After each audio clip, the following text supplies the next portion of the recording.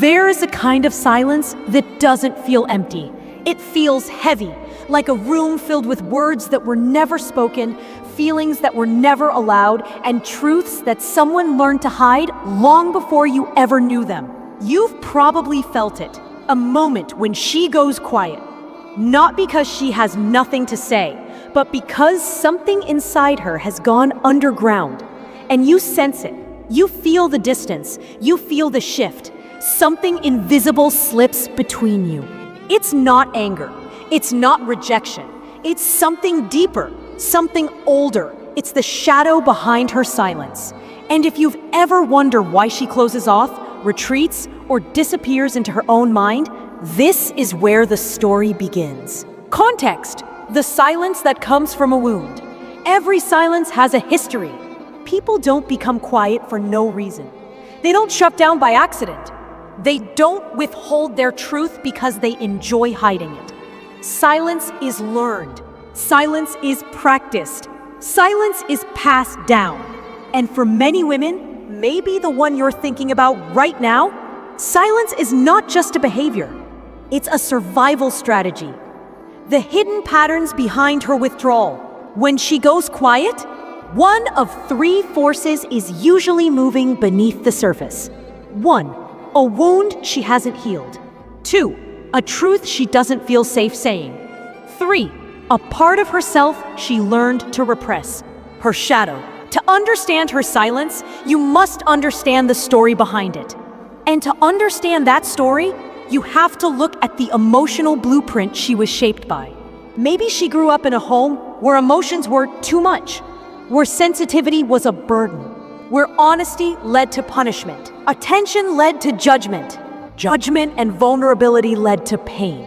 Maybe she learned very young that her emotional world was inconvenient, that she had to be easy, pleasant, good, quiet. Or maybe she was taught that love is something you earn by not causing trouble. So she learned to solve everything alone. Her silence isn't about you. This is the mistake many people make. They think her silence is a reaction to them.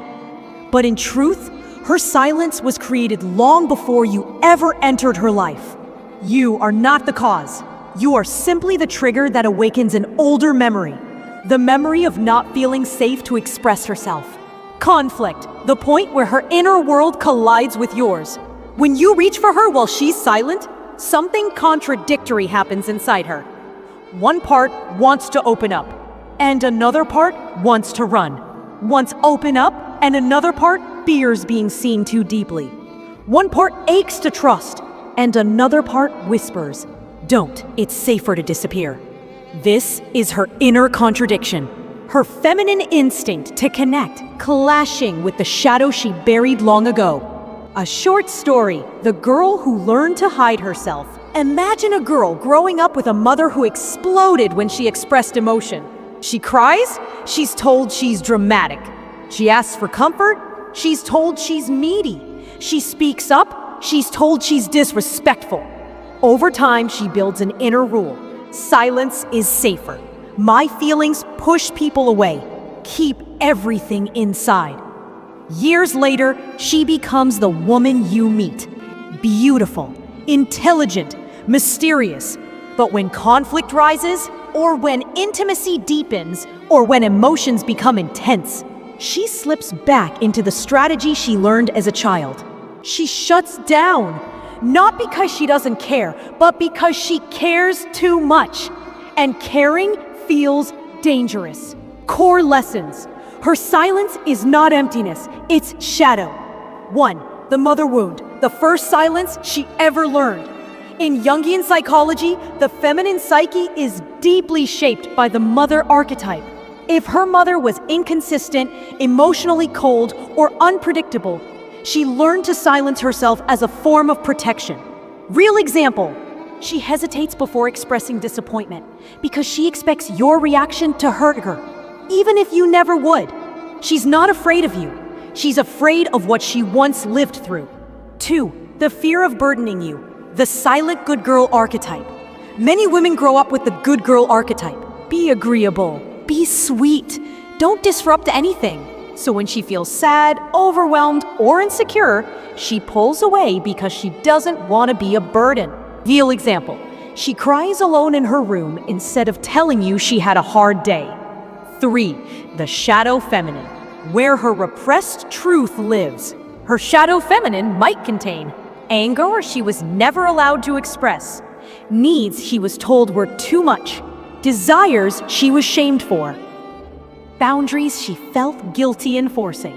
Real example, she goes silent, not because she's calm, but because she's afraid of what she might say. 4. The attachment wound, love isn't safe. If she has avoidant or anxious attachment patterns, silence is her coping strategy. Short story, she senses you pulling away even slightly, and her fear whispers, "He's leaving. Don't show him you're scared. Stay quiet."